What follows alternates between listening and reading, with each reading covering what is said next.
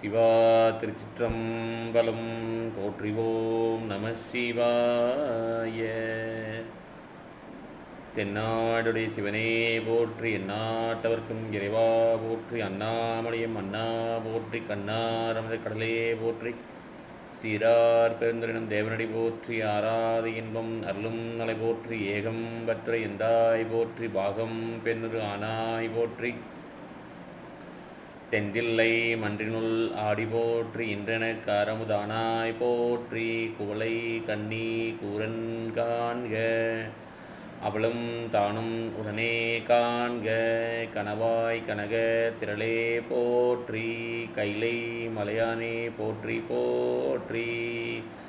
போற்றிவோம் நம சிவாய.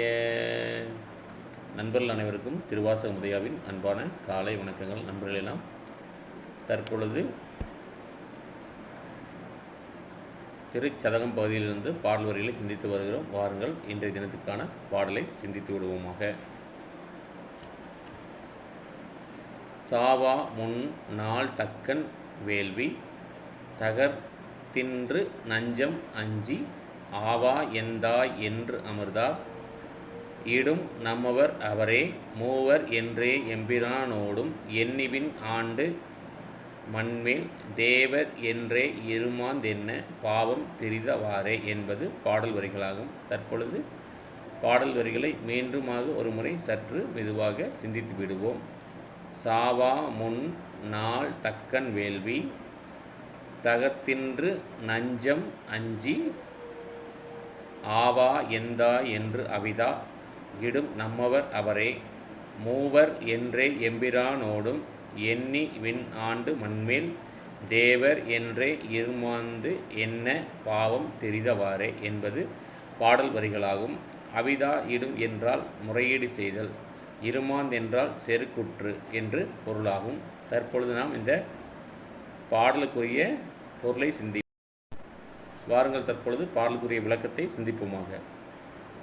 சிவபெருமானை அழைக்காது வேள்வி செய்ததால் வீரபத்ரனால் இறந்துபட்ட தக்கனின் வேள்வியில் கலந்து கொண்டு, வேள்வியில் இட்ட புலால் துண்டுகளை சுவைத்தும், பார்க்கடல் நஞ்சு உண்ட கலந்தும்,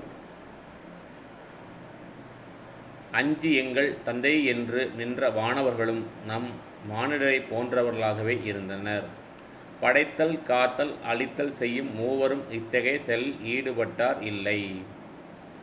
மற்றவர்கள் விண் ஆண்டு மண் வாழும் மக்களுக்கு மேலான தேவர்கள் நாங்கள் என்று இருமாப்பு கொண்டு திரிவது சரியல்ல.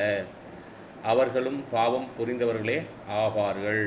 அதாவது சிவபெருமானை அழைக்காது வேள்வி செய்ததால் வீரபத்ரனால் இறந்துபட்ட தக்கனுடைய வேள்வியில் இட்ட புலால் துண்டுகளை, மாமிச துண்டுகளை சுவைத்தும், பார்க்கடல் நஞ்சு உண்ட காலத்தும் அஞ்சி எங்கள் தந்தையே என்று நின்ற வானவர்களும் நம் மானிடரை போன்றவர்களாகவே இருந்தனர்.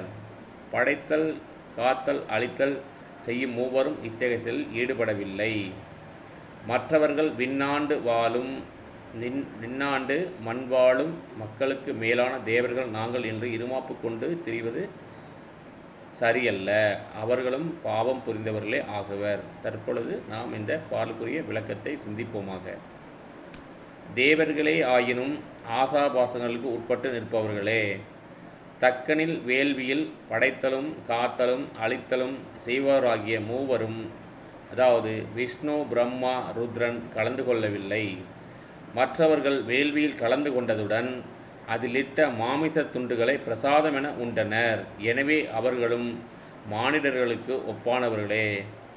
ஆசை கொண்டு விளைவு கண்டு அஞ்சி நின்று பரம்பொருளை நாடி தந்தையென வேண்டி துதிப்பது பாவச் செயல் புரிந்ததே ஆகும் அல்லவா என்று நல்ல நடத்தையை உண்ணாமையை வலியுறுத்துகிறார் ஆயினர்.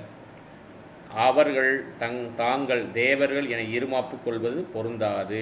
அவர்கள் வணக்கத்திற்குரியவர்களும் இல்லை என்று தெளிவாய் நம்முடைய இந்த கருத்தை இங்கு நம்முடைய மாணிக்கவாச சுவாமிகள் நமக்கு பதிவு செய்திருக்கின்றார். நண்பர்கள், நாம் இன்றைய தினம் திருச்சகதம் பதிலிருந்து பாடல் வரிகளையும் அதற்குரிய விளக்கத்தையும் சிந்தித்து வந்தோம். மீண்டும் நாளை தினம் அடுத்த பாடல் வரிகளையும் அதற்குரிய விளக்கத்தையும் நாம் சிந்திப்போமாக. தொடர்ந்து திருவாசகத்தையும் திருவாசகனுடைய பால்வரிகளை நாம் சிந்திக்க இறைவனை அருள் வேண்டி விடைபெறுகிறோம். நன்றி, வணக்கம். அரகர பார்வதி பதையே, அரகர மகாதேவா, போற்றி ஓம் நம சிவாய.